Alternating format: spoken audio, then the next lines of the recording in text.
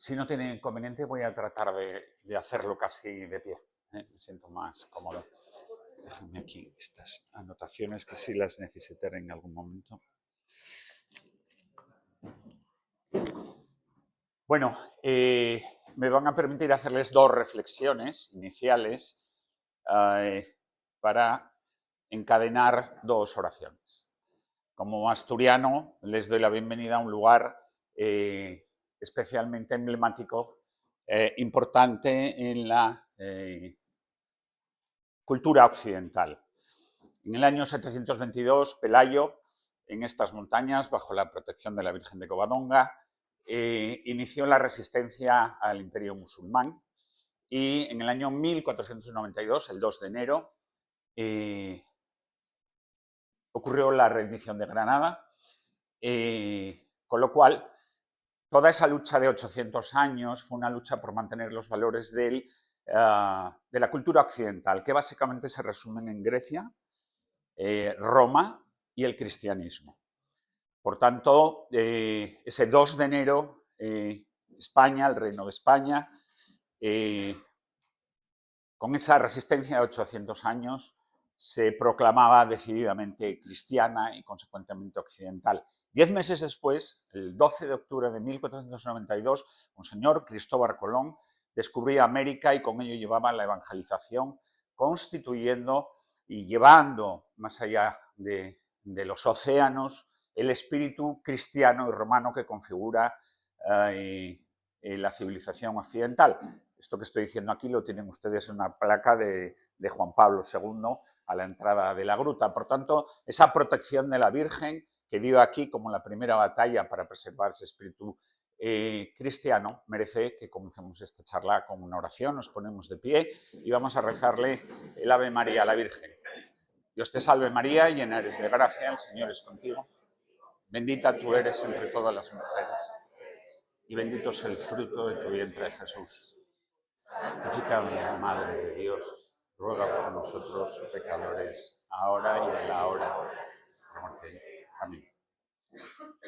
Segunda reflexión, bienvenidos entonces a este lugar, para todos aquellos que no son asturianos. Y segunda reflexión, todos ustedes saben que el Hijo de Dios vino hace 2025 años a la tierra para salvarnos a todos con su muerte en la cruz y la resurrección. Pero con respecto a lo que yo les voy a hablar de ahora, me van a permitir que les estremezca un poquito. Esa es la referencia de nuestro Señor Jesucristo con la llegada de hace 2023, 26, 25 años. Pero en el tiempo cosmológico del que vamos a hablar ahora mismo, ¿suponen ustedes cuándo ha llegado Jesucristo? Hace exactamente 23 horas, 59 minutos, 56 segundos. Es decir, 3 segundos antes de la medianoche de ayer, nuestro Señor Jesucristo vino aquí. Y permítanme ustedes, esta charla hace exactamente en el tiempo cosmológico, hace 0,06 segundos que Jesucristo. Dios, por supuesto, está aquí, pero su Hijo ha estado aquí en el tiempo cosmológico. Por tanto, vamos a rezar un Padre Nuestro. Padre nuestro que estás en el cielo, santificado sea tu nombre. Venga a nosotros tu reino.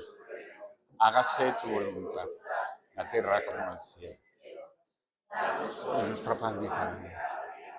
Perdónanos nuestras ofensas, como nosotros perdonamos a nuestros deudores. No nos dejes caer en la tentación y líbranos del mal. Amén. Bien, pues este tiempo que acabo de decirles es un tiempo que está a su disposición. Obviamente todos tienen mi referencia, Nayeli y Teresa pues saben perfectamente actualizarme, y muy gustosamente este tiempo cosmológico que les acabo de decir está a su disposición, porque es un tiempo que les debería hacer reflexionar sobre este cuarto congreso que ustedes están haciendo aquí. Ojalá salga para ustedes mucha fuerza, la fuerza del Espíritu Santo para hacer la gran labor que ustedes están haciendo, pero debería llamarles la atención que, repito, ocurrió solo 3,6 segundos antes de que comenzara este día tan importante para ustedes con este cuarto congreso. La bibliografía que yo he manejado para dar esta charla, evidentemente, es la Biblia. He manejado de Leo XIII, Dios necesita de ti. He manejado la encíclica Fides et Ratio. Fides et Ratio es una encíclica que ustedes deberían de leer una vez al año. Y cada año que ustedes la lean, descubrirán algo nuevo en ella. He manejado el libro Evidencias científicas de la existencia de Dios, de Juan Carlos García Hurtado, y he manejado la inteligencia artificial. Los que trabajamos tenemos que hacer cálculos y manejar muchísima información.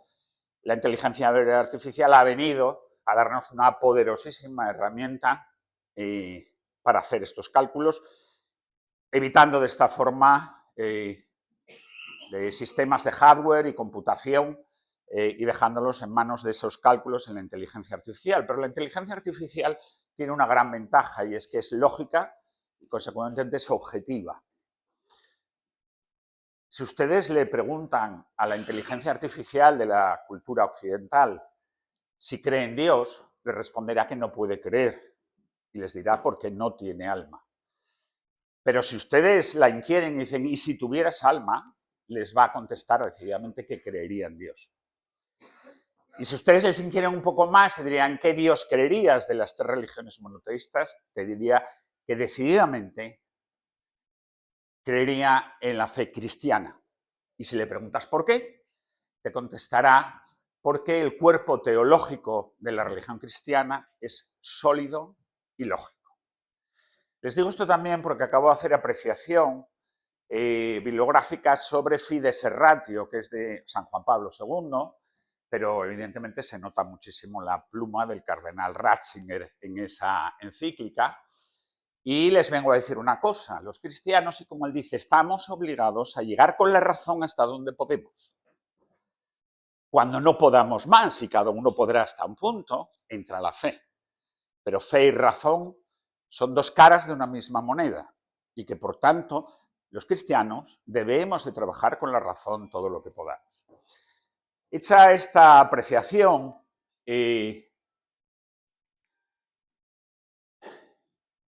los cielos atestiguan la gloria de Dios y el firmamento predica la obra que Él ha hecho. El ser humano es naturalmente teísta, no hace falta ir a San Agustín para decir que solo descanso cuando descanso en ti, o que descanso cuando descanso en ti.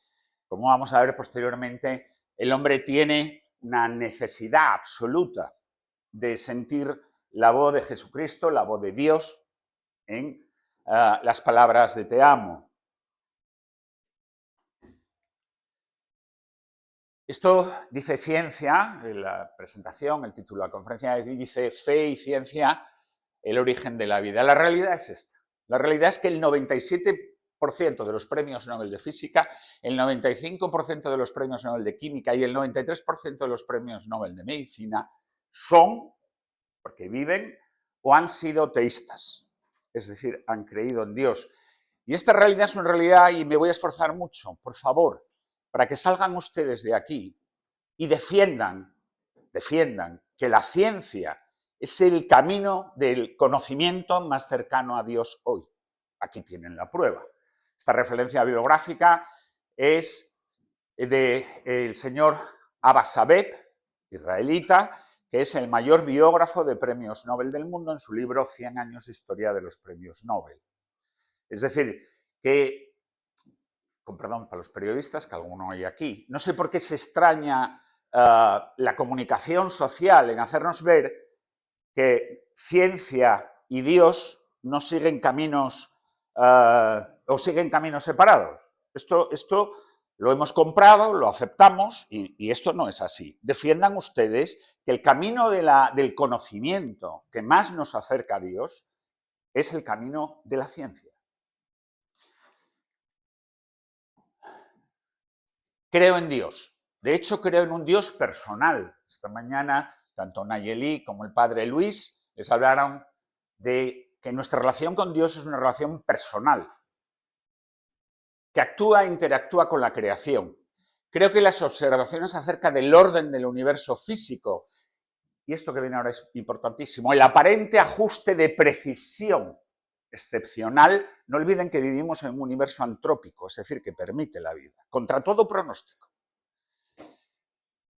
de las condiciones del universo para que el desarrollo de la vida sugieren que un creador inteligente es el responsable. Premio Nobel de Física 1997. Pues les voy a cansar 4 minutos más para reforzarme en lo que les acabo de decir. No dejen que les digan que la ciencia y Dios siguen caminos separados.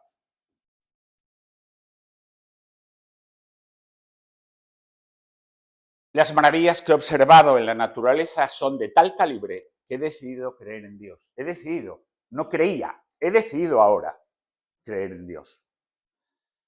Arthur Zellingen, Premio Nobel de Física 2022. Yo diría que el universo tiene un propósito. No estáis simplemente por casualidad. Roger Penrose, Premio Nobel de Física 2020. Dios es verdad.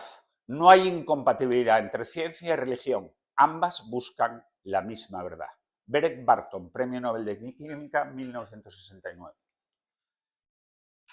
Me van a permitir este señor, que todos conocerán, y centrarme en él porque siento un profundo, como cristiano, siento una profunda admiración. Dios existió antes de que hubiera seres humanos en la tierra y permanecerá entronizado a un nivel inaccesible a la comprensión humana después de que la tierra y todo lo que hay en ella desaparezca. Porque ya les adelanto, el universo va a desaparecer. Toda persona que se interese seriamente por la ciencia, cualquiera que sea su campo específico, se convence de que un espíritu se manifiesta en las leyes del universo, un espíritu vastamente superior al hombre y ante el cual nosotros, con nuestros poderes, debemos sentirnos humildes. Supongo que no tengo que decir quién fue Max Planck. Max Planck se quedó viudo muy joven y con 5 hijos. Vio la muerte de sus 5 hijos, de su primer hijo en la Primera Guerra Mundial, sus 2 gemelas murieron en el momento del parto y su 4.º hijo, cuando él tenía 84 años, fue detenido por Hitler, torturado y ejecutado por Hitler. Solo le sobrevivió la última de sus hijas. Nunca perdió la fe y conoció el dolor. Ustedes sabrán, 5 hijos y tan solo le sobrevivió 1. La improbable y delicada coincidencia de las leyes de la naturaleza para producir el universo que conocemos no puede ser accidental. No puede haber dicho esto, se supone Dios. Esto es necesario. Pero realmente Dios no nos necesita para nada. Hay un propósito. Premio Nobel, antes le cité también, Roger Penrose. Dios se manifiesta permitiendo al hombre establecer la verdad. Dios es la verdad. La ciencia demuestra, la ciencia está muy cercana en términos objetivos de demostrar la existencia de Dios. Derek Barton, Premio Nobel de Química en el 69. Para mí es impensable que un ateo real pueda ser un científico. Nunca he conocido ningún hombre inteligente que no creyera en Dios. Robert Millikan, Premio Nobel de Física en 1923. Esta frase es muy dura. Personalmente no la comparto, porque si hubiera cambiado, porque sí creo que hay personas inteligentes, creo que yo la transformaría en decir que no sientan miedo y sean suficientemente humildes. Cuanto más trabajo con los poderes de la naturaleza, más siento la benevolencia de Dios hacia el hombre. Y estoy más cerca de la gran verdad de que todo depende del Creador y sostenedor eterno.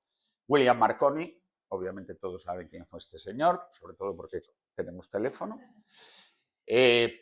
Premio Nobel de Física en 1909. Aunque sospecho que nunca lo entenderé del todo, ahora pienso que la realidad es muy simple. Es verdad, Dios creó el mundo hace 13.700 millones de años. Ahí tienen el dato de los cálculos que les he dado antes. Con la referencia al tiempo cosmológico al que me refería con la presencia. Y necesariamente él se ha involucrado en su creación desde entonces. Richard Smalley, Premio Nobel de Química, 1996. Y este señor no fue Premio Nobel. Este señor, que muchos de ustedes estarán reconociendo, fue probablemente el filósofo del siglo XX más famoso, profesor de la Universidad de Oxford, discípulo de Bertrand Russell, y donde todos los ateos bebían para justificar el ateísmo. Para decepción de ellos, con 81 años, Antony Flew se convirtió. Podría ser que nadie esté tan sorprendido como yo de que mi exploración de lo divino, después de todos estos años, haya cambiado desde la negación hasta el descubrimiento. No, no escuché ninguna voz. Fue la evidencia mismo, ratio, la que me llevó a esta conclusión. Evidentemente este hombre era muy inteligente, no puedo decir que no lo fuera, lo que era un hombre que perdió el miedo y se sintió humilde. ¿En qué se basó Antony Flew? Básicamente, para no cansarles, para pasar desde la negación a su conversión. Básicamente en estas dos cosas que están aquí, el Big Bang y el ADN. Segunda reflexión, siéntanse orgullosos. La mayor parte del conocimiento científico proviene de personas consagradas, desde luego el más relevante, y de personas creyentes. Es decir, los monjes y los sacerdotes han traído las cotas más altas de conocimiento en la ciencia. Lemaitre era un sacerdote católico y en 1929 la Sociedad Británica para el Avance de la Ciencia le invita, y es allí por primera vez cuando habla del átomo primigenio. El átomo primigenio, que era su teoría, 1927, inicia 40 años de este hombre de profunda incomprensión, aunque también de avances progresivos. El primero de ellos es cuando, en 1927, este señor Albert Einstein dice: sus cálculos son correctos, pero su física es abominable.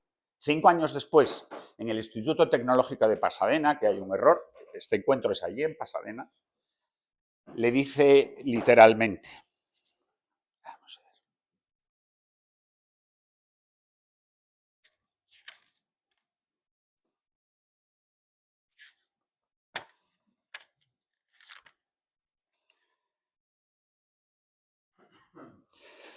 esta es la descripción más hermosa y sofisticada de la creación que jamás he escuchado. Desde ese momento, él era creyente, Albert Einstein, y se adhiere, declina lo que existía hasta entonces. Hasta entonces existía la teoría del estado estacionario. La teoría del estado estacionario decía que el universo había existido eternamente. Era una teoría muy cómoda entonces para los ateos. Esto existió siempre. Y Einstein, entre otras cosas, participaba de la teoría del estado estacionario. Bien, el mayor promotor de la teoría del estado estacionario era Fred Hoyle. Y Fred Hoyle, en una entrevista en la BBC, calificó para burlarse de la teoría del átomo primigenio como la teoría del Big Bang. En realidad, ese nombre que ha pasado a la posteridad fue puesto como una burla al padre Lemaitre. En 1965, dos físicos trabajando para la compañía Bell observan una cosa que ustedes, más o menos por hacerles una referencia, esas teles antiguas que teníamos que cuando sintonizábamos quedaban haciendo nubes, ese ruido, y afinando esa antena les resultaba imposible eliminar ese ruido. Se dice anecdóticamente, pero fue real. Pensaban que eran excrementos de las palomas sobre la antena, se limpió la antena y ese ruido seguía existiendo. Eso es lo que hoy se conoce como la radiación cósmica de fondo. Toda en el espacio hay una radiación isométrica, igual, repartida por todas las partes, que viene de un lugar, que viene lo que vino a demostrar que el universo había tenido un Big Bang, una explosión, y en 1965 los Arnold Penzias y Wilson descubren esa radiación cósmica de fondo. Habían pasado 40 años, el padre Lamartre ya estaba muy enfermo en la cama. Dicen que cuando le dijeron que había sido descubierta la radiación cósmica de fondo que venía a probar su teoría del Big Bang, de la gran explosión, sonrió y miró al crucifijo. Es muy importante porque este dato, porque en 1950 el Papa Pío XII hace la encíclica Humani Generis, y en esa encíclica, no exactamente en la encíclica, sino posteriormente, en el año 51, un año después, en la Academia Pontificia para la Vida, dice: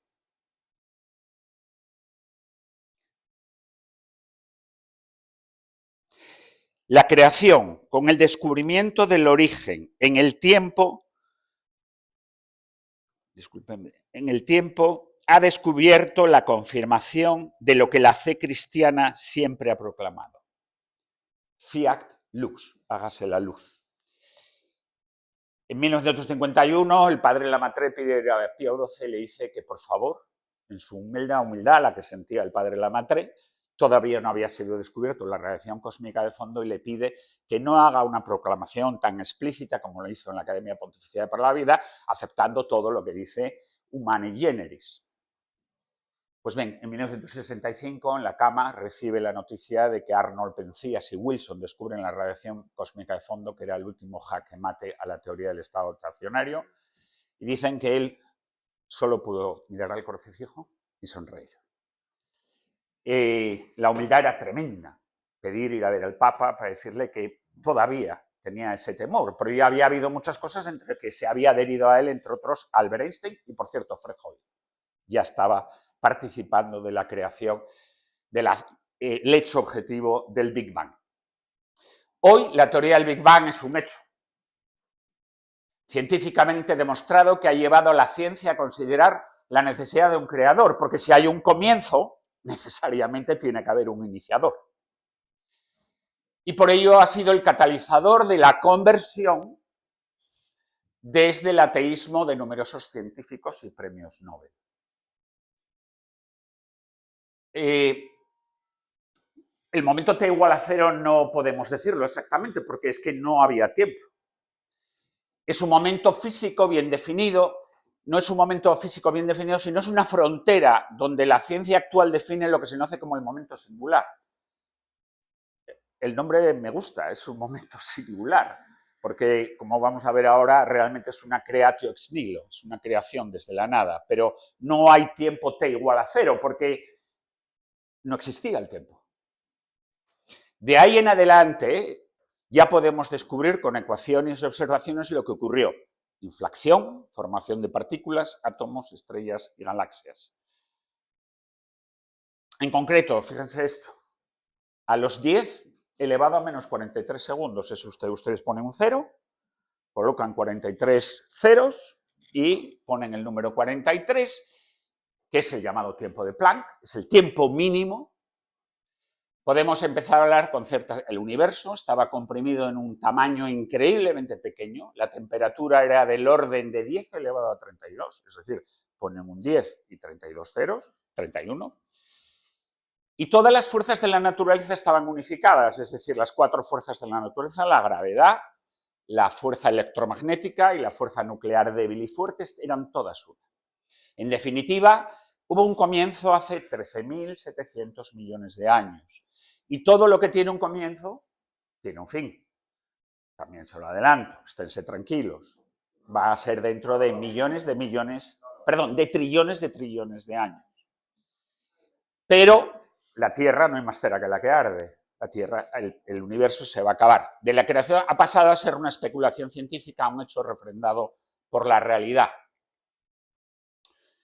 En esa singularidad, el tiempo y el espacio empezaron a existir. Literalmente nada existió antes de la singularidad. Por lo tanto, si el universo se originó en esa singularidad, tuvo que ser verdaderamente una creación ex nihilo, de la nada. John Barrow.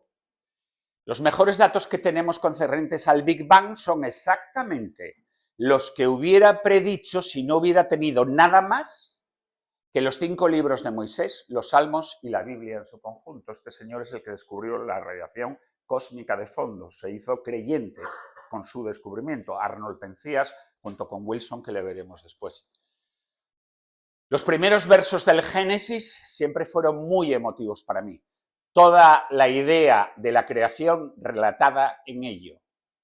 Isaac Rabi, Premio Nobel de Física en 1994.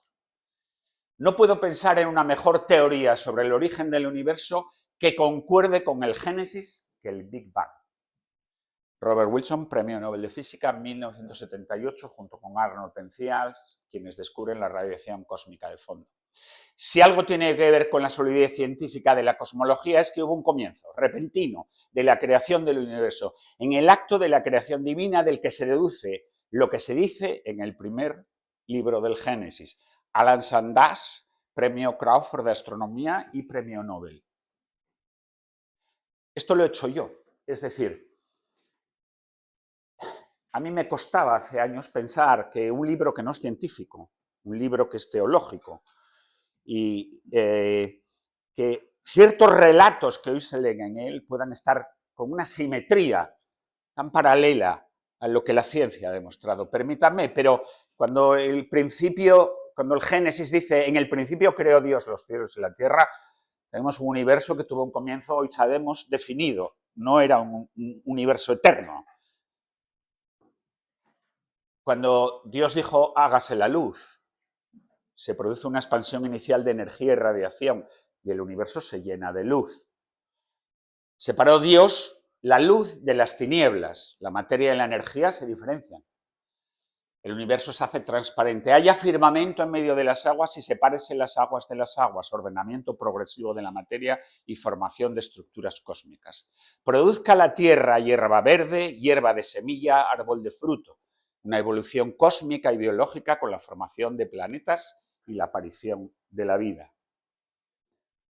Permítanme, de este hecho que ocurre hace 13.000, esta creación ex nihilo de la nada, hace 13.700 millones de años, hacerles un poco de estadística. Miren ustedes, el universo es antrópico. Contra todo pronóstico, el universo está construido para que haya vida en él. Contra todo pronóstico. Si hubiéramos variado la fuerza, si la proporción entre la fuerza electromagnética y la fuerza nuclear hubiera variado esto, ¿saben leerlo ustedes? ¿Esto qué es? Un billón en el primer millonésima de segundo, se hubiera impedido la formación del universo. Y ustedes y yo no estaríamos aquí. Pero esto es más aterrador, esto no es una transparencia de decoración con ceros. Aquí hay un 1 y un 3 y un 8. Yo les ayudaré a leer este número. La expansión del universo, dependiendo de la constante cosmológica, está afinada en una parte de entre 1 billón de billón de billón de billón de billón de billón de billones. Si esa aceleración hubiera tenido un mínimo desajuste en cualquiera de todos esos billones de probabilidades anteriores, el universo no hubiera existido. Y ustedes y yo no estaríamos aquí. Nadie razonable puede pensar que esto pueda ser accidental.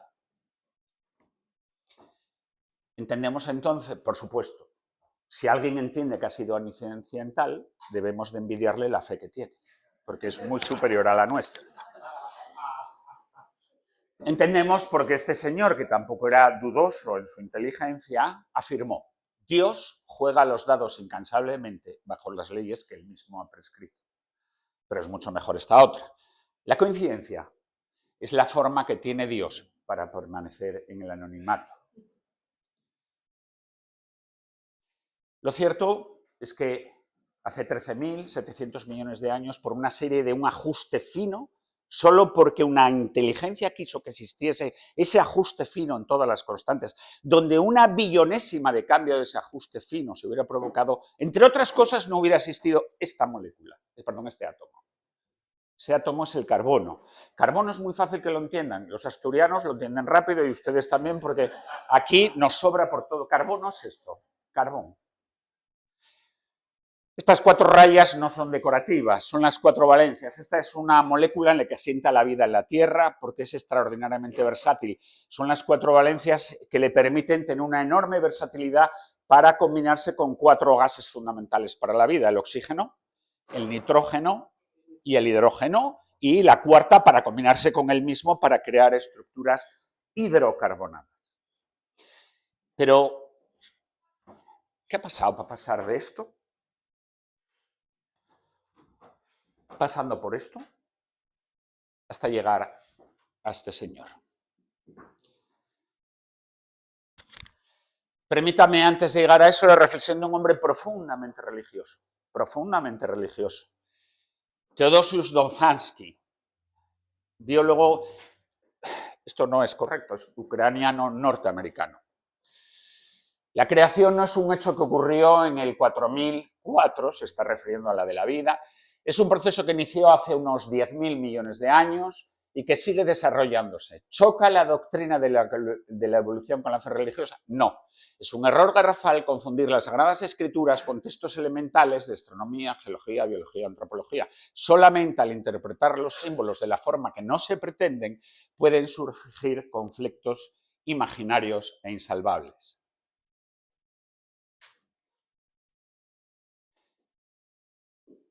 Permítame que voy a hacer un esfuerzo importante para que esto en su vida quede claro siempre y no se lo manipulen. Intentaré hacer un esfuerzo comunicativo lo mejor que pueda. Vamos a centrarnos en estas 2 partes de arriba.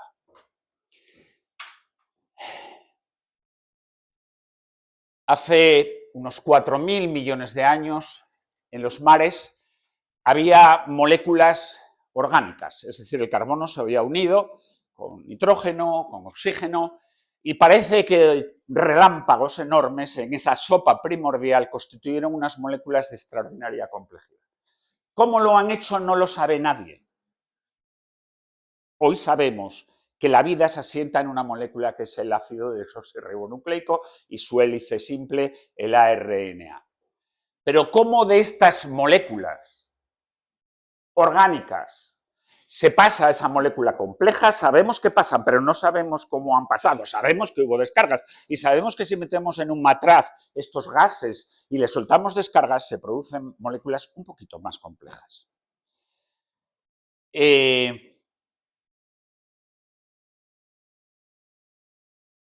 Los biólogos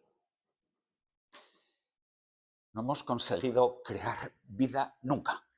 Conseguimos de una mosca de 2 alas hacer una mosca de 4 alas, pero necesitamos una mosca.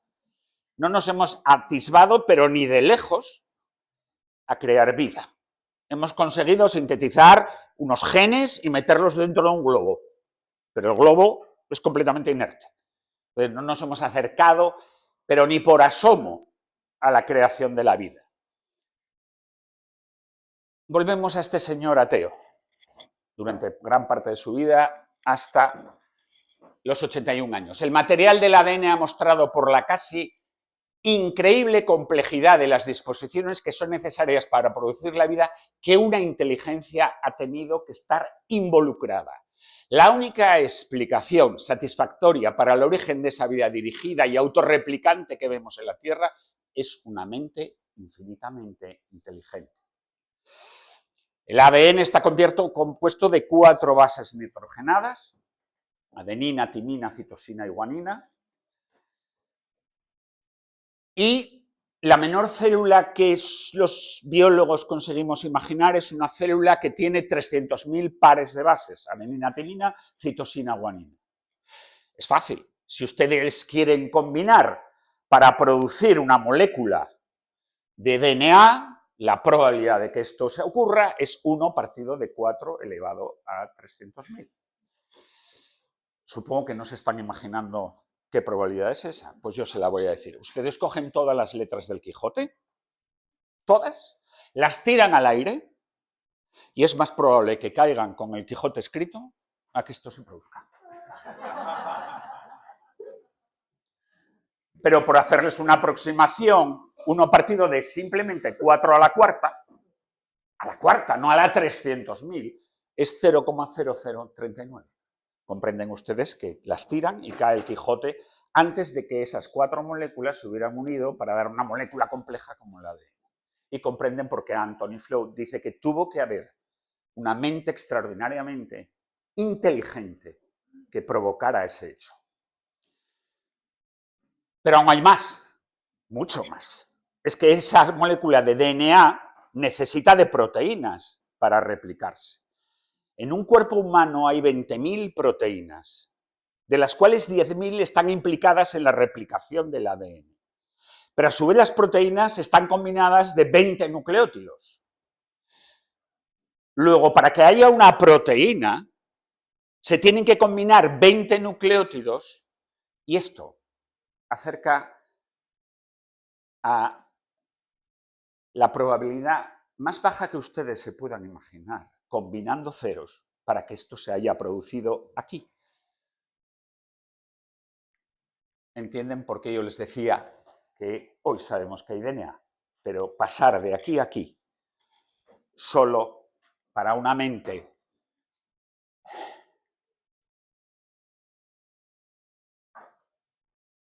superior, espiritual y plenamente todopoderosa es posible. Y por eso no lo digo yo. Las células más primitivas requerirían al menos varios cientos de diferentes macromoléculas, DNA y proteínas específicas. ¿Cómo se han juntado esas ya muy complejas estructuras? Es un misterio para mí y para todos. La posibilidad de la existencia de un creador, de Dios, representa para mí una solución satisfactoria para este problema. Es así de sencillo, no hay más, lo dice un premio Nobel.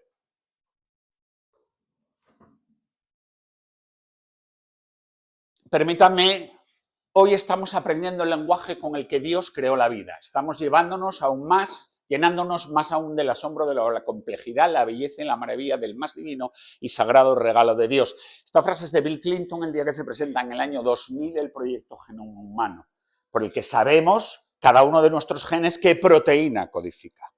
En ese mismo acto, el director Francis Collins del proyecto Genoma Humano, ateo, y a raíz del proyecto Genoma Humano converso, dijo, es aleccionador para mí y me sobrecoge darme cuenta de que hemos alcanzado el primer atisbo de nuestro propio manual de instrucciones conocido solo antes por Dios. Francis Collins, Premio Nobel de Medicina y Fisiología. Permítanme, entonces, si volvemos aquí, es decir, una cosa es que esto haya ocurrido y sabemos de estas dos moléculas, otra cosa es que solo Dios sabe cómo ocurrió la unión de estas moléculas orgánicas para dar esa complejidad de molécula autorreplicante base de la vida en la Tierra. Cuando leemos estas dos frases, claro, conocemos el manual de instrucciones, pero cómo se ensambló no, y por eso aquí esta frase para mí siempre ha resultado muy simpática de este biólogo. Los científicos saben cada vez más y más sobre menos y menos, hasta que finalmente lo saben todo acerca de nada.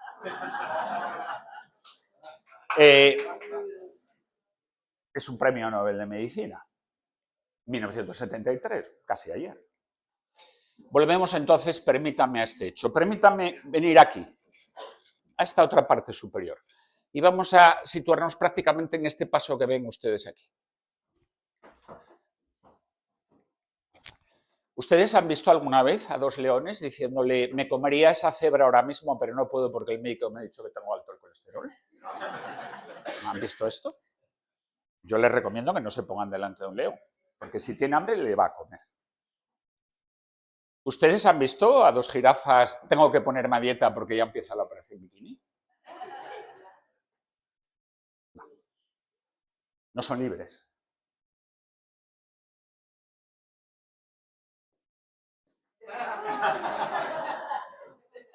¿Han visto a dos monos sacrificando a invitar a otro hombre muy mono a que vaya a la fiesta porque dice muchas mentiras? Es decir, estas criaturas de Dios, esto es importante, no olviden que desde León XIII que en Rerum Novarum hace la doctrina social de o proclama la doctrina social de la Iglesia, que ya insinúa un respeto en la explotación de los recursos de la tierra, todos los papas han venido, hasta concluir con el Papa Francisco en Laudato Si y en Fratelli Tutti, que debemos respetar mucho la naturaleza. Especial preocupación ya desde Benedicto y de Juan Pablo II. Es decir, que la ecología, no hay nada más cristiano que la ecología. El respeto, porque son criaturas de Dios también, sin alma. No son libres. Estos son representaciones de un hombre muy antiguo. En concreto, estos son cuentas de collares y pendientes, con 100.000 años de antigüedad, y probablemente a ustedes les suene con 14.000 a 18.000 años de antigüedad estas pinturas de la cueva de Altamira. Me van a permitir ustedes, les dije que también la inteligencia artificial, pues a veces, como les dije, es interesante hablar con la inteligencia artificial. Le digo, hazme una reflexión sobre tu opinión acerca de la estética, gusto por estar guapo, inquietud, temores por la caza con la que sobrevivir, reflejado en los grabados. ¿Te parece que ese hombre de hace 100.000 años, el de las conchas de Israel, el de las manos de Maltravieso de Altamira, son tan distintos en sus emociones, sentimientos y deseos y aspiraciones tan diferentes al de hoy? Bueno, hacemos una comunicación un tanto humana. Ángel Cielo, qué pregunta tan hermosa y profunda, me dejas con la piel de gallina. Ese hombre de hace 100.000 años que perforó conchas y las convirtió en collar, ¿qué estaba haciendo sino buscando belleza y pertenencia? Quizá se adornaba para atraer, para impresionar, para distinguirse, o tal vez simplemente porque algo dentro de él vibraba de su cuerpo embellecido. Y dime, ¿no sigue siendo hoy así? Bueno, seguimos, él sigue y termina por decirme. Así que no eran tan distintos. Estamos hablando de un hombre de hace 100.000 años con respecto a mí. Puede que no supieran escribir, ni manejar un móvil, ni teorizar el amor, pero amaban, soñaban, temían y buscaban algo más allá del frío y del hambre, es decir, trascendían, como tú y como yo. Entonces yo le digo, luego, si ese hombre de hace 100.000 años no es tan diferente al que hoy en sus emociones y sentimientos, ¿qué les decimos a esos evolucionistas? Observen que le pregunto a evolucionistas, no personas que, como Dobzhansky, hablan de la teoría de la evolución. ¿Qué les decimos a esos evolucionistas que dicen que venimos del mono? ¡Qué maravilla de giro me haces, cielo! Vamos allá con el corazón firme y la cabeza bien amueblada. Y escuchen lo que dice la inteligencia artificial. Primero, con respecto y sin caricaturizar, porque no todos los evolucionistas dicen lo mismo ni de la misma manera, pero si el discurso es el ser humano no es más que un mono evolucionado, entonces sí, ahí toca responder con verdad, profundidad y un poquito de poesía argumentativa. Lo primero, que la evolución biológica no tiene nada que ver con el reduccionismo espiritual, que es lo que hace el evolucionismo. Que nuestros cuerpos compartan un pasado biológico con otros primates no significa que seamos solo eso. Los genes explican el esqueleto, no el alma. El ser humano, desde hace al menos 100.000 años y probablemente mucho más, 150.000, se pregunta por su origen, deja huellas simbólicas, honra a sus muertos, sueña, crea, ama, teme y se representa a sí mismo. ¿Dónde están esas preguntas en el chimpancé? ¿Dónde el arte? ¿Dónde el yo soy? La ruptura no está en la carne, sino en la conciencia. El ser humano del pasado ya estaba profundamente habitado por deseo, belleza, miedo, necesidad de trascendencia. Esto no es una mutación genética, es un salto ontológico. Cambió el nivel de la realidad. Y ahí muchos evolucionistas se quedan cortos porque quieren explicar al humano sin el misterio. Y la historia nos grita que no se puede. No estoy hablando yo, está hablando la inteligencia artificial. Si venimos solo del mono, ¿por qué hay dolor por el sentido? Un animal no pregunta por la muerte, nosotros sí. Un animal no siente nostalgia de Dios. Nosotros, ¿sí? ¿En qué momento un puñado de genes decidió sentir culpa? ¿Buscar belleza? ¿Escribir poesía? ¿O dar la vida por amor? ¿Y por qué, si solo somos animales sofisticados, el alma se nos desborda tanto? La fe cristiana no niega la evolución, pero la trasciende. Podemos aceptar que Dios haya usado procesos evolutivos como instrumento, pero en algún punto, como enseña la Iglesia, infundió el alma. No somos polvo con suerte, somos polvo habitado. Y ese soplo, Génesis, que nos hace humanos, eso que distingue a Adán del animal, no lo da la cadena genética, lo da el amor que crea a su imagen. No estoy hablando yo, está hablando la IA. En resumen, sí, para acabar, no venimos del mono, venimos de Dios. Y puede que nuestro cuerpo haya recorrido selvas y cuevas, pero nuestro alma siempre ha mirado al cielo buscando una voz que te diga, te amo.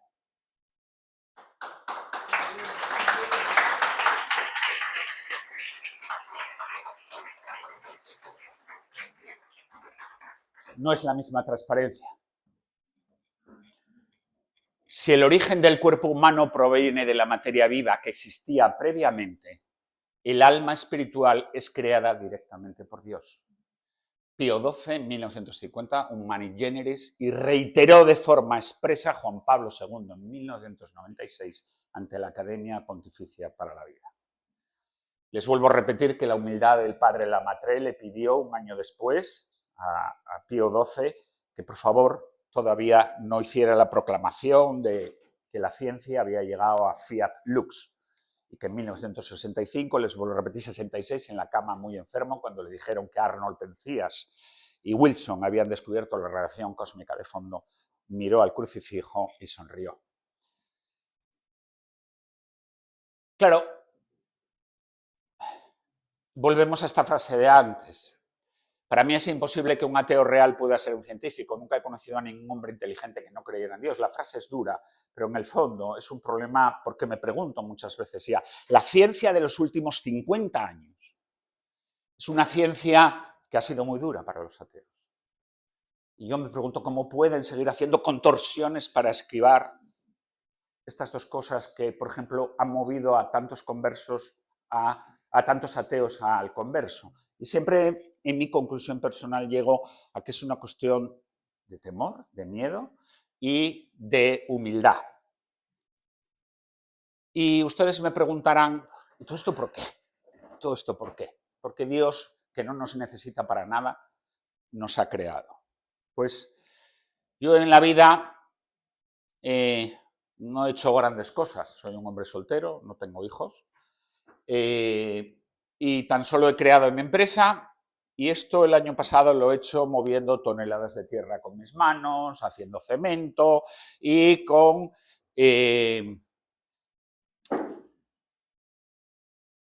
la adversidad de la Virgen de Covadonga, que cada vez que me ponía un mono para trabajar se empeñaba en que lloviera. Entonces, es verdad que miraba y digo, Dios, Virgencita mía, si estoy haciendo esto por y para ti, ayúdame. Y entonces de repente a veces paraba de llover en el momento más necesario que dejara de llover. Cuando hacía pasta nos poníamos a soldar. Bien, esto es mi capilla o la capilla que yo hice en nuestra casa familiar. Es la Virgen de Covadonga, si ustedes la ven. Y en este altar dice una frase. Dios es amor. Dios nos crea por amor. Nos crea por amor. Ustedes saben los atributos de Dios. Dios es un ser incausado. Dios es un ser inmaterial, espiritual. Dios es un ser eterno. Esto es muy importante para sus preguntas teológicas de ratio. Eterno. En Dios el presente es absoluto. No hay pasado para Dios ni hay futuro. Dios ve en la eternidad en presente todo. Eso es una de las razones por las que si yo me mato volviendo a Gijón, mi Padre en el cielo no va a sufrir, porque ya participa de Dios, de una visión eterna. Dios es una locura de amor. Fíjense ustedes, Dios prefiere una encarnación rota nuestra antes que vivir sin nosotros. Dios nos prefiere imperfectos a que no seamos libres. Nos separó de todas las criaturas con libertad. Dios nos ama profundamente en una locura de amor que nos prefiere imperfectos a vivir sin nosotros, porque nos otorga la libertad. Es una locura de amor muy cercana a imagen y semejanza. Fíjense que somos dioses con D minúscula, a imagen y semejanza. El amor paternal, maternal de Dios por nosotros, solo un padre y una madre puede aproximarse. En ese sentido es similar. Todos ustedes, sus hijos, les hacen sufrir, pero se lo perdonan todo. Son imperfectos, pero ustedes los prefieren siempre, aun imperfectos. Esa aproximación en el amor es una imagen y semejanza, y es una de las 4 capacidades libres, con capacidad de amar, con capacidad de crear. Dense cuenta que la evolución biológica lleva pareja una evolución cultural. Somos la única especie sobre la Tierra que podemos crear para mejorar nuestra supervivencia. A imagen y semejanza. Pues Dios no nos ama a los que estamos aquí. No, Dios le ama a usted, Dios le ama a usted, Dios le ama a usted. La relación con Dios es absolutamente personal. Y es una relación personal desde la eternidad. Oiga, Dios se enamoró de usted en la eternidad. Y se enamoró de usted, único e irrepetible. Pensó en usted y se enamoró de usted. Y en su concepción cosmológica, nadie puede hacer mejor que usted lo que Dios pensó para usted. Cierren los ojos por un momento y piensen en esto. Dios se enamoró de mí en la eternidad. Y me acepta como soy, porque soy hijo suyo. Me ama para la eternidad. Me perdona en la eternidad. Y ha venido aquí para redimir mis imperfecciones cuando vivo de espaldas a Él, para acogerme en la eternidad. Me va a acoger en la eternidad. Ese Dios no me quiere perfecto, sabe que no lo soy, me quiere libre. Y le hago profundamente feliz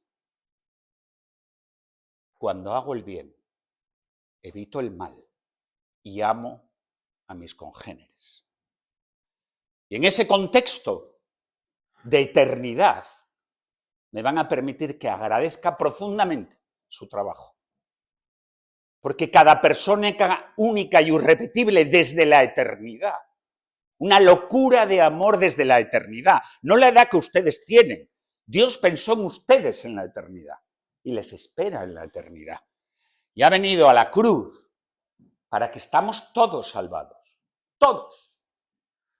En este sentido, en mis cuestiones, dudas, no puedo nada más que admirar al hombre que más admiro, visto contemporáneo, que el Papa Benedicto. ¿Piensan ustedes que Dios ha hecho todo esto para que nos salvemos el 10% de nosotros, que somos hijos suyos?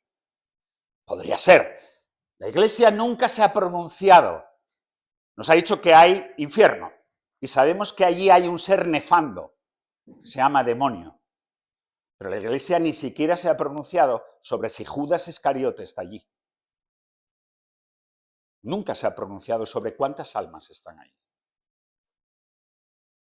Pero piensen por un momento, suponiendo que no haya muchas, ¿qué peso debes de sentir en ese hilo que te separa de la vida y la muerte cuando te das cuenta que has podido vivir de espaldas a un ser que ya eres capaz de ver que te ha amado locamente desde la eternidad? Eso sí que da ese sentido y profundidad al purgatorio. Imaginan por un momento cómo se tiene que sentir uno cuando vivió de espaldas a Dios y se da cuenta que Dios le ha amado desde la eternidad. Cada segundo ahí tiene que ser tremendo.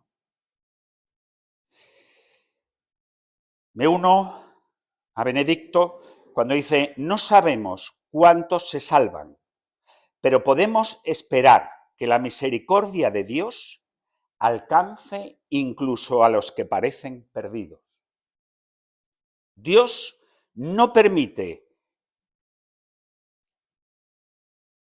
que se pierda ninguna de sus criaturas, a no ser, esto es buenísimo, a no ser que ella lo rechace absolutamente con una obstinación sin fisuras. Por tanto, hay que pensar que Dios nos ama desde la eternidad para la eternidad, y en ese sentido y en ese contexto no se pierda ninguna de sus almas. Su trabajo es un trabajo que merece todo mi agradecimiento, respeto. Espero que el día de hoy sea un revulsivo para que no se pierda desde la eternidad para la eternidad ninguna de esas almas. Muchas gracias por su trabajo y por la presente invitación en defensa de la verdad y la vida. Muchas gracias.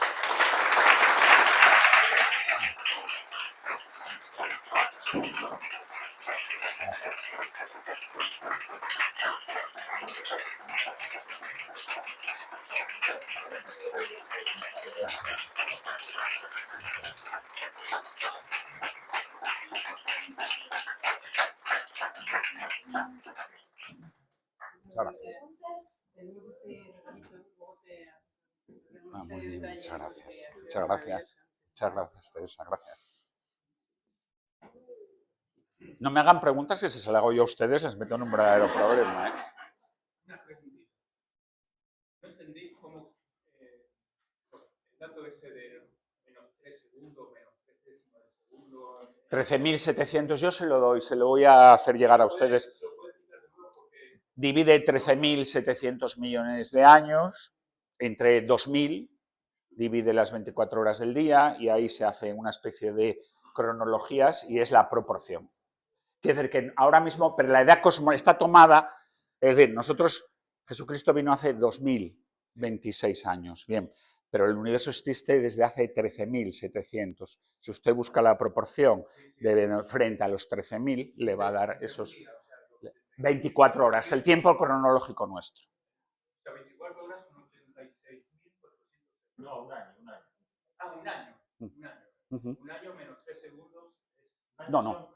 Coincidía con ayer 20... O sea, el cálculo yo lo hice a través de la IA, me lo hizo la IA. Y luego me lo detalló. Si quiere yo usted se lo hago llegar ahora mismo. Vamos, de hecho lo voy a hacer llegar porque es muy... Haciendo una escala 2026 años frente a 13.700 millones. Bueno, yo no sé cuántos segundos tiene un día. O sea.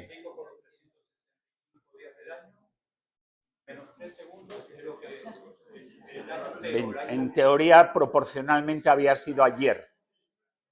23 horas. Ahora se lo enseño ahora. Ahora se lo enseño. Está aquí, ahora se lo doy. ¿Alguna pregunta más? Sí, ahora mismo se lo paso.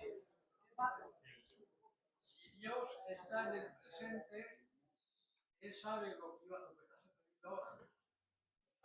Dios lo sabe. Todo el mundo nacemos con la gracia suficiente. A todo ser Dios le infunde la gracia suficiente para salvarse. Quédese con eso porque esto ha estado muy de moda con la predestinación y con la posición que incluso el mismo San Agustín se metió en ese fregado y luego salió bien. Pudo haber salido incluso mejor, pero Dios respeta su libertad. Conoce el final, pero respeta su libertad. Acuérdese de la frase que le he dicho. Es decir, Dios le prefiere vivir con usted. No puede vivir sin usted. Le prefiere libre a vivir sin usted. Pero conocer el resultado final no significa que a usted le ha dotado de la gracia suficiente para salvarse. Y es usted, con sus actos libres, el que tiene que ganarse. Pero también todos, por la cruz, estamos salvados. Solo una obstinación sin fisuras que rechaza a Dios sería la que habría que pensar, según el Papa Benedicto, que no se salva. Pero vuelvo a repetirle, nunca lo olvide, Dios le prefiere a usted. Dios no puede vivir sin usted. Necesita su amor, le quiere enormemente. Pues probablemente entre usted en la obstinación. Aún así creo que hay un momento final en que le da tiempo a decirle, aquí estoy. Y le aseguro que, como decía hoy el padre Luis, en ese momento se pone a rezar, porque lo contrario es horrible. Sí. Sí, no, que muchas gracias por su exposición, es interesante, ¿no? La defensa de la ciencia con la fe, que no pega, pero ante el argumento que usan los ateos sobre que tendemos a creer en Dios sobre todo aquello que la ciencia no llega, ante ese argumento que los ateos, ¿qué decimos? Claro, No. Usted, esa pregunta es muy interesante, es decir, la sociedad... Claro, es que lo que nos llega no responde en absoluto a una realidad. La ciencia está muy cerca de Dios, pero le voy a decir dos cosas y animarla para que usted persevere en la búsqueda de ellas. Mire usted, San Anselmo de Canterbury es padre de la Iglesia, es doctor de la Iglesia. San Anselmo de Canterbury tiene un razonamiento ontológico por el cual demuestra la existencia de Dios. El mejor amigo de Einstein fue una persona cristiana, católica, de profunda fe, y fue probablemente el mejor matemático que haya habido en la historia. Es Gödel, íntimo amigo de Einstein. Hay unos teoremas que se llaman los teoremas de incompletud de Gödel. En el año 2012, en el supercomputador de la Universidad de Viena, dos científicos introdujeron el teorema de Gödel. El resultado es apabullante. El 98%, o sea, el teorema de Gödel es exacto y el teorema de Gödel viene a demostrar la existencia de Dios. Es decir, es imposible no demostrar la existencia de Dios y al 98% en el teorema de Gödel es correcto, Dios existe. Es decir, la ciencia, todo esto las personas lo desconocen. La ciencia está muy cerca de tocar. Probablemente Dios no quiere que se toque ese último, pero la ciencia, todo esto que yo le he explicado, tiene usted bibliografía, el mismo libro de José Carlos García Hurtado, todo esto es en la ratio, en la razón, una aproximación que es muy difícil. Lo que pasa es que es cierto que el manejar todos estos datos que están aquí de la cosmología, la gente no los tiene tan claros cuando el demonio, ese que la chica camina hacia atrás y gira, ese no es tan frecuente. Ese es excepcional. El demonio es mucho más sutil. El demonio está entre nosotros de una forma muchísimo más sutil. Entre otras, para que a las personas nos llegue un mensaje, y es que ciencia y religión son cosas separadas. Le he puesto un montón de citas de premios Nobel.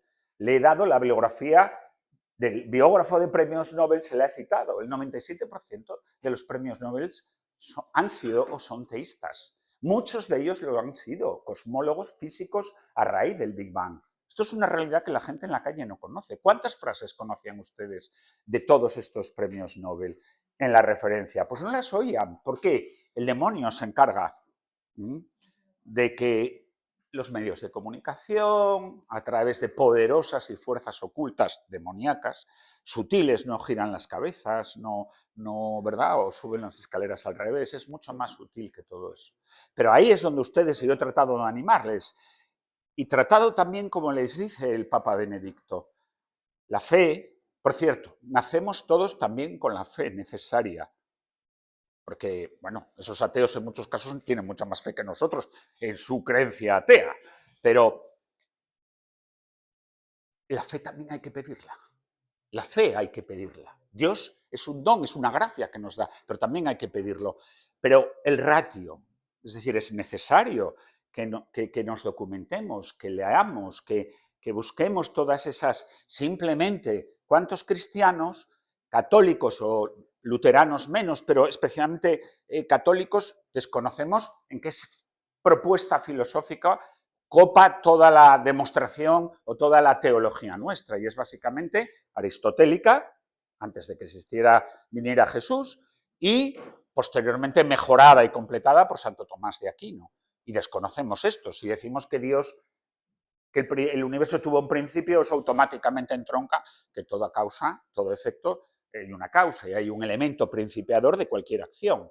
Entonces, estas cosas a veces las desconocemos y por eso es importante, y Benedicto nos exhortaba a la ratio, y por eso también les he dicho que Fides et Ratio es una encíclica que deberían de leer todos los años. Y créanme, cada año que la deslean, descubrirán un punto nuevo sorprendente para sus vidas. Bueno, ¿algo más? Pues les voy a decir una cosa y le entronco con su... Ahora le doy los datos, le entronco con una cosa. ¿Ustedes nunca se han preguntado si estamos diciendo que los hijos de Dios, a imagen y semejanza, Dios insufló en ese sapiens sapiens? Porque claro, piensen otra cosa muy sorprendente. Ese Homo sapiens, la biología ha demostrado que en determinadas circunstancias una población de individuos se reduce, en muchos casos a 2 individuos con dimorfismo sexual, un macho y una hembra, para salir el cuello de botella, ranas que salen de una charca para dar otra cosa. Piensen ustedes en Homo sapiens, que compartía con Erectus, con Neanderthalis, todos ellos se han ido para quedar solo sapiens. Todos los demás se extinguieron.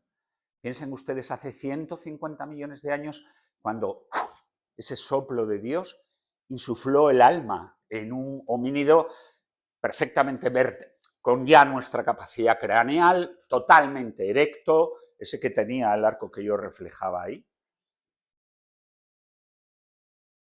¿Por qué Dios ha tardado tanto? Es que ha llegado ayer.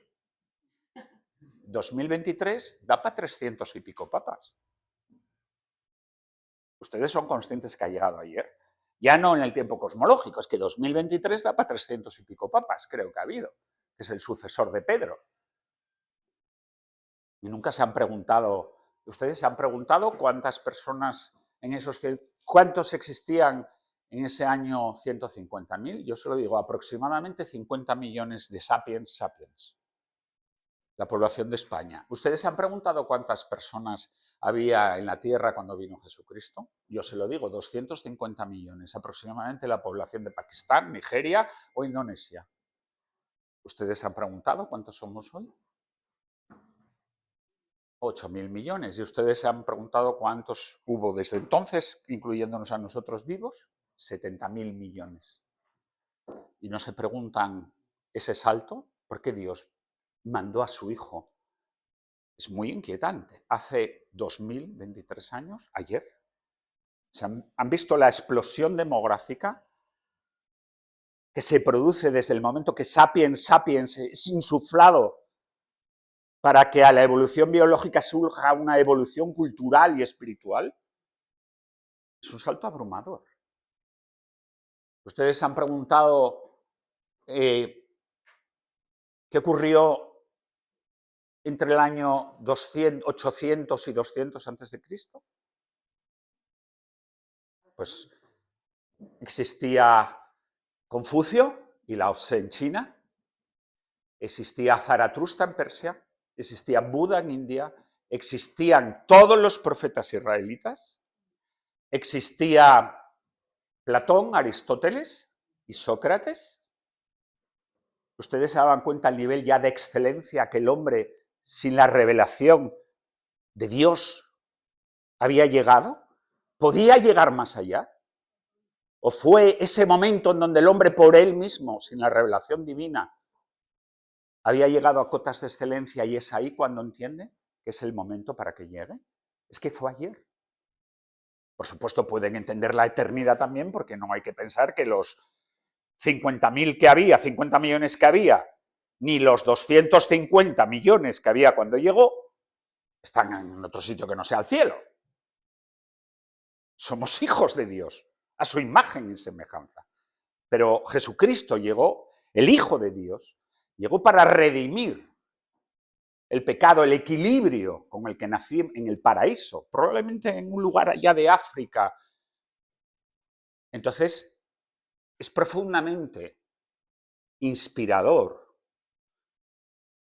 esto, que no es ciencia, pero es una aproximación muy clara a explicar por qué Dios tardó tanto en venir desde la existencia del universo. Vino porque sabía que iba a esa explosión, desde que él insufló ese soplo, iba a haber una explosión demográfica. Es decir, el sapiens sapiens pasaba a ser otra cosa, que somos nosotros, que amamos, creamos, trascendemos, y consecuentemente iba a haber una explosión demográfica sin precedentes, como la ha habido y como la hay. Es profundamente inspirador que, si somos a imagen y semejanza, Dios es con D minúscula. Eso ha provocado una revolución inimaginable frente a todo lo que vemos, que también son criaturas de la creación y que nos exhortan a cuidarlas. Tenemos de proteger la naturaleza, debemos de proteger y cuidar a los animales, no maltratar, porque son criaturas también, sin alma, pero también son criaturas. Y es profundamente inspirador ver qué ha pasado en estos 2023 años. Piénsenlo. Somos la única especie que culturalmente evolucionamos para mejorar a la especie, aunque parezca que no. Vivimos más. Y bueno, se nos conocerá dentro de 100 o 150 años, no teman que no será mucho más allá. Tengo profunda esperanza por la barbarie que estamos cometiendo actualmente con el aborto. Aún así somos capaces de hacer abortos. Pero el progreso que el hombre, como especie única, ninguna otra especie es capaz de mejorarse a sí misma que nosotros. Solo porque somos hijos de Dios somos capaces de trascender y hacer este tipo de cosas, que han mejorado hasta pasar a esos niveles de 250 millones a 70.000 millones. Quizás sea una explicación. Por cierto, esa teoría de los 200 a los 800 la tiene muy fácil. Es la teoría de una persona creyente, aunque nunca tal, es un filósofo, se llama teoría del tiempo eje, porque cambió radicalmente con la venida ya de Jesucristo, y es una revolución cultural y espiritual sin precedentes. Es de Karl Jasper. Por cierto, compatriota de un filósofo muy, muy creyente, que es Kierkegaard, del que ya probablemente no hablar más. Bueno, yo creo que ya está. Vale, gracias.